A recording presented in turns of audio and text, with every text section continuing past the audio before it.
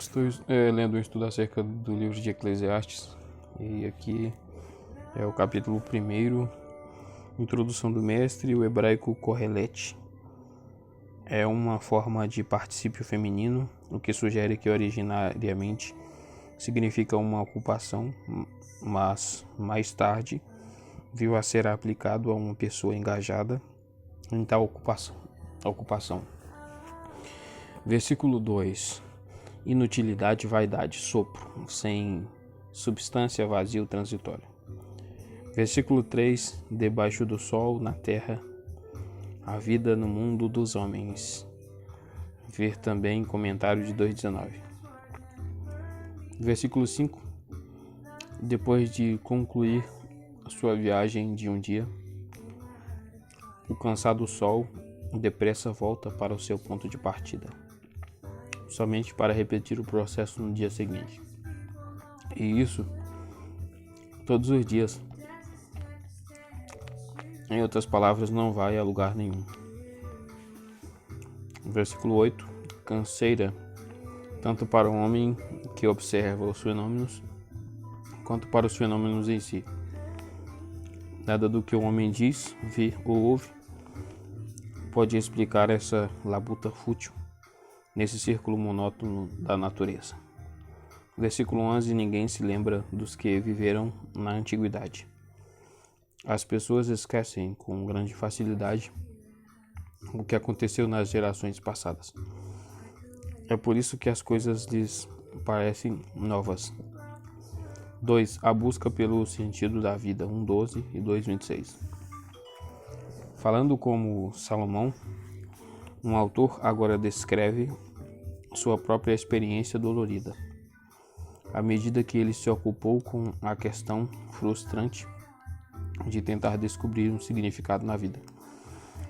Primeiro ele tentou a sabedoria, só para ser levado à conclusão de que toda a atividade do homem a longo prazo é fútil. O homem não pode mudar o que o destino predeterminou. O autor usou seu grande conhecimento e experiência para estudar não somente a sabedoria, mas também os seus opostos, mas ainda assim não encontrou respostas para os seus problemas. Sua experiência com a sabedoria só o conduziu a frustrações e miséria ainda maiores. Versículo 16 ao 18. Continuando na sua busca, o autor então se voltou aos prazeres de diversos tipos, mas não encontrou nada de valor duradouro. Ele usou seus recursos e know-how para construir grandes prédios e prover para si mesmo jardins e fazendas exuberantes. Equipou sua casa com tudo de que precisava para viver uma vida de prazer irrestrito. Versículo 4 a 8. Na época, toda essa atividade até lhe deu alguma satisfação, mas ao olhar para trás, o autor confessa que tudo aquilo não serviu para nada. Ele não estava mais próximo de encontrar o bem supremo da vida. Versículos 9 a 11. A riqueza e realizações de Salomão foram incomparáveis. Ninguém poderia fazer mais do que ele havia feito.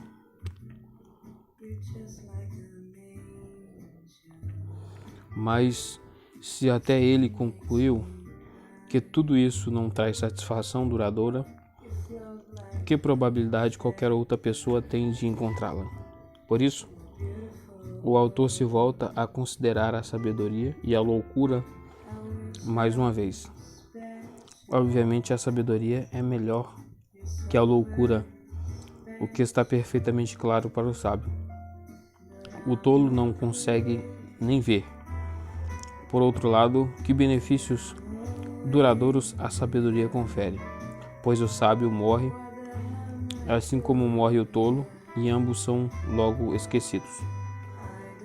A futilidade resultante do fato de que a vantagem da sabedoria sobre a loucura é cancelada pela morte é suficiente para fazer o sábio odiar a vida. Não se constata somente o fato de que a sabedoria, vou ler de novo, a futilidade resultante do fato de que a vantagem da sabedoria sobre a loucura é cancelada pela morte. Ah, tá. Tanto faz, sabe, como todo morre, né? Então a sabedoria é cancelada pela morte. E aí é suficiente para fazer o sábio odiar a vida. Então aí que o sábio não ama mais a vida porque ele sabe que tudo acaba, né? Não se constata somente o fato de que a sabedoria não tem vantagem sobre a insensatez, como também se vê que a diligência não tem vantagem sobre a ociosidade. O trabalho sério e duro no final só conduz ao desespero. O homem usa toda a sua inteligência e habilidade no seu trabalho, labutando arduamente de dia e se preocupando com ele à noite. Mas quando ele morre, tudo o que construiu passa a alguém que não trabalhou para obter aquilo, e essa pessoa ainda é capaz de arruinar tudo. Versículo 18 a 23. Tudo isso força o autor à conclusão segura de que a intenção de Deus é que o homem desfrute das coisas boas da vida e encontre prazer no seu trabalho. Esse é o presente de Deus. A pessoa que aceita esse presente agrada a Deus. E essa pessoa, Deus dá os meios de desfrutar do presente dele. A pessoa que não aceita o prazer como presente de Deus, mas o persegue como um alvo a ser alcançado pelos seus próprios esforços, desagrada a Deus e é marcada como pecador. Tudo que ela constrói se perde no final, e ela descobre para seu desespero que a vida é fútil. 1.13 Sabedoria. A investigação intelectual que o autor considera inadequada para a compreensão do significado da vida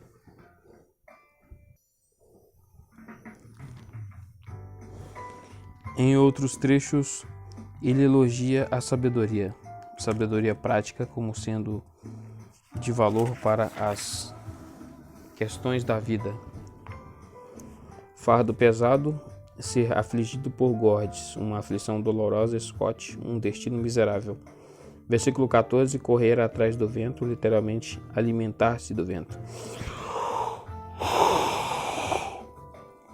Algo fútil. No versículo 15, provavelmente uma citação, assim também o versículo 18. Versículo 17, loucura, folia, negligência, iniquidade, aplicada aqui ao pensamento do autor e não à sua conduta.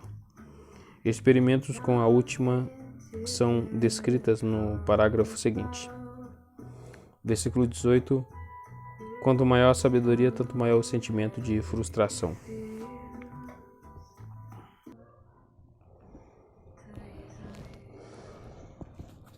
Estou lendo o estudo do livro de Eclesiastes a partir do capítulo 2.1. Experimente a alegria, o teste e o resultado são dados antes. Os versículos 3, 11 preenche os detalhes. Versículo 3, mantendo, porém, a mente orientada pela sabedoria. A sua indulgência não foi uma entrega irrestrita. Ele foi capaz de formar um juízo dos desdobramentos resultantes do seu experimento. Versículo 5, jardins, do hebraico pardesim, plural de pardes, uma palavra tomada por empréstimo do persa pairi, daesa, recinto real, de onde vem também o grego paradeisos, usado na Septuaginta para se referir ao jardim do Éden terreno. Sim, é o paraíso, né? Sim. Aqui falando de Gênesis 2:8 e Ezequiel 28:13. E no Novo Testamento acerca do paraíso celestial, Lucas 23:43, 2 Coríntios 12:3 e Apocalipse 2:7. Versículo 7, escravos e escravas, tanto os que nasceram na sua casa quanto os que foram comprados de outro lugar. Eram necessários em grande quantidade para a realização de seus grandes empreendimentos. No versículo 9, o autor reforça seu argumento ao destacar que essa capacidade incomparável de perseguir o prazer como um objeto digno de esforços humanos foi utilizada de acordo com a melhor sabedoria disponível. No versículo 10, a sabedoria o orientou a usar sua fortuna para extrair o máximo prazer da vida. Ele o fez e isso lhe trouxe alguma satisfação. Mas essa foi a única recompensa, isso logo desvaneceu. Mesmo assim, ele não conseguiu alcançar o bem final.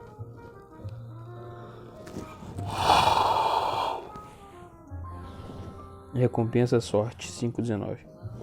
Versículo 12. O sucessor do rei não pode fazer nada mais do que Salomão fez.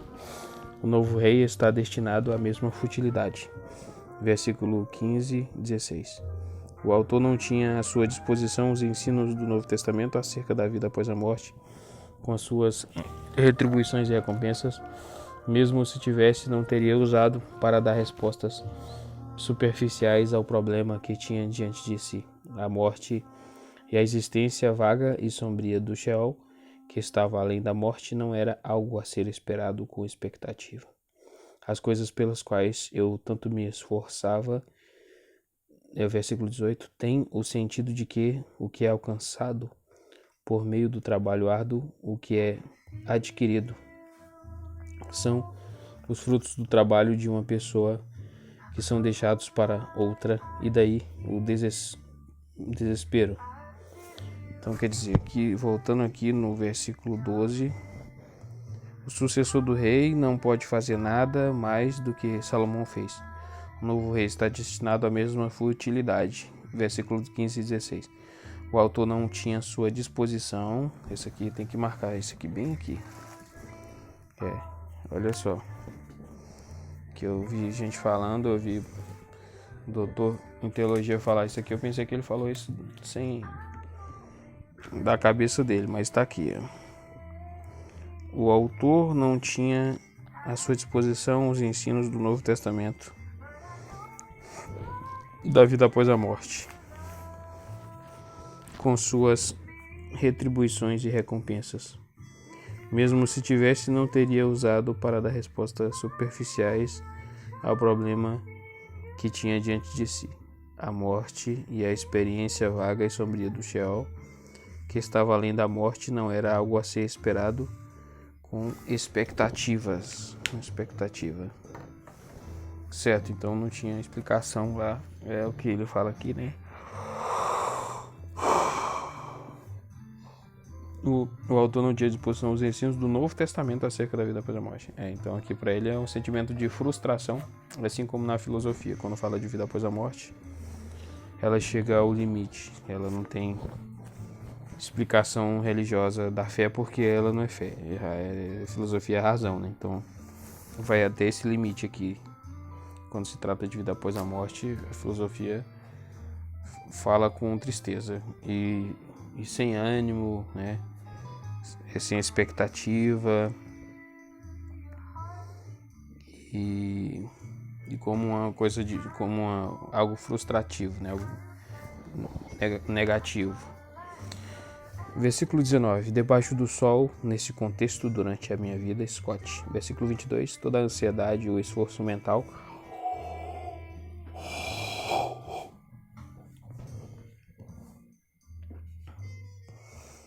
que vem da sabedoria fútil, do versículo 19. Versículo 23, uma descrição tremendamente adequada do homem moderno.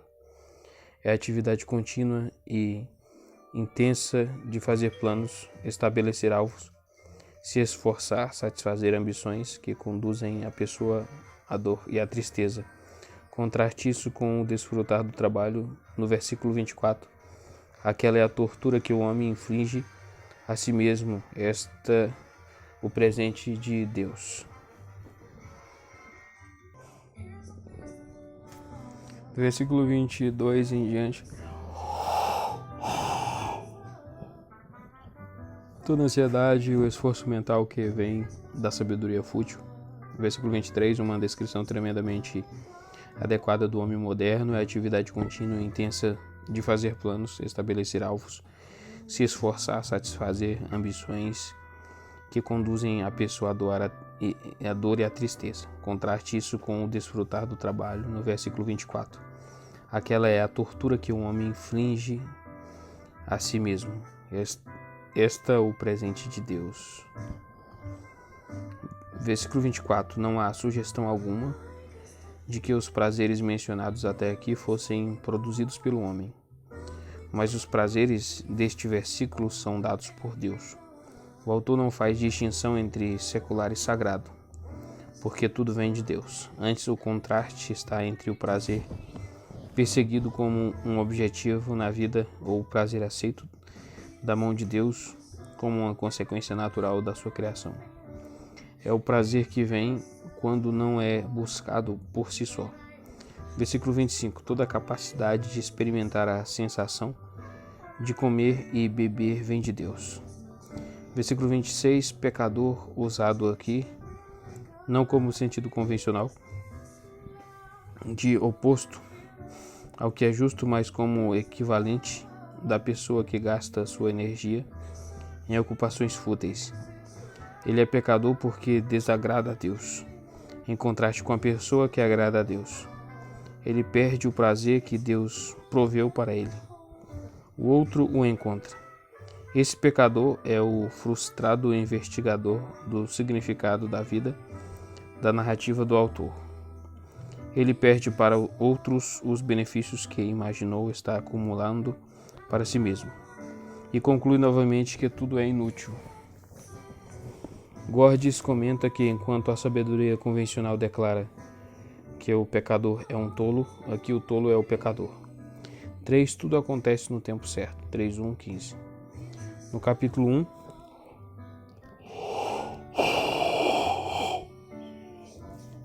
o autor havia contemplado a futilidade evidente da vida à luz do ciclo repetitivo do mundo natural.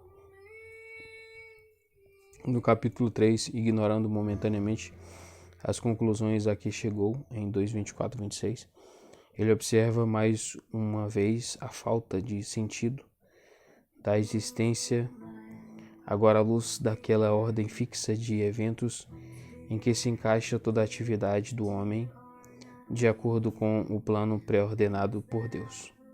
É um esforço inútil o homem tentar melhorar sua sorte, visto que tudo vai continuar acontecendo no tempo específico determinado por Deus. 3:1-9. Essa consciência do destino inescapável gera sentimentos de frustração e amargura, porque embora a mente do homem tente entender o eterno, não consegue captá-lo. O homem ainda não consegue entender os caminhos de Deus, visto que Deus projetou cada acontecimento para se encaixar perfeitamente no seu devido contexto. O homem deveria aceitar quaisquer circunstâncias que Deus estabeleça e encontrar prazer nelas, mas a percepção de que ele não consegue mudar o que Deus lhe prescreveu, mesmo que queira, o mantém em uma atitude de temor diante de Deus. 3.1 Tempo, no hebraico Zeman, um aramaísmo tardio encontrado também em Esdras 10:14, Neemias 10:34 e Ester 9:27, que significa aqui um tempo fixo ou determinado, ocasião certa, um tempo em que algo acontece. As palavras são usadas nos versículos 1-8, não no sentido de que há um tempo e um lugar para tudo, mas no sentido de que tudo acontece no tempo específico que foi determinado para cada coisa. Que esse é o sentido é confirmado pela pergunta sarcástica do autor no versículo 9 e pelas conclusões que ele tira nos versículos 10-15. Versículo 2. Em seguida vem uma lista ordenada em 7 pares de opostos representativos de todo o espectro de atividades que preenchem a vida de uma pessoa. Versículo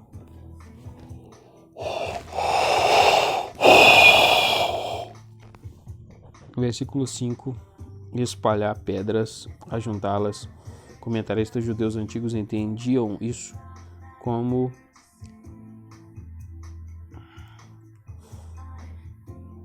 uma metáfora para representar a relação marital ou a abstinência dela, uma interpretação que é apoiada pela segunda parte do versículo. Versículo 11, o autor está confiante no fato de que a vida tem significado.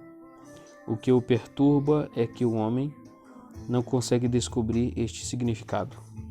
Fez tudo apropriado ao seu tempo, uma referência a eventos e não a aspectos materiais. Eternidade, hebraico Haolam, a palavra mais discutida e controvertida no livro. As diferenças de interpretação estão relacionadas aos diferentes usos da palavra no hebraico bíblico e não bíblico. A vocalização alternativa das consoantes hebraicas e a natureza peculiar do pensamento do autor. As interpretações se agrupam em torno de 3 ideias principais. Letra A, a eternidade, a noção ou concepção de coisas eternas. O desejo pela onisciência, a qualidade divina no homem. Letra B, o mundo, o amor ao mundo, uma percepção do somatório dos eventos passados e futuros. Letra C, esquecimento, ignorância, escuridão, enigma, labuta. Versículo 12, 13, vê comentário de 2, 24, 26. Versículo 14, que os homens o temam. A estrutura de pensamento do autor sugere um temor forçado ou obrigatório, resignação e não o reverente temor do Senhor. Versículo 15.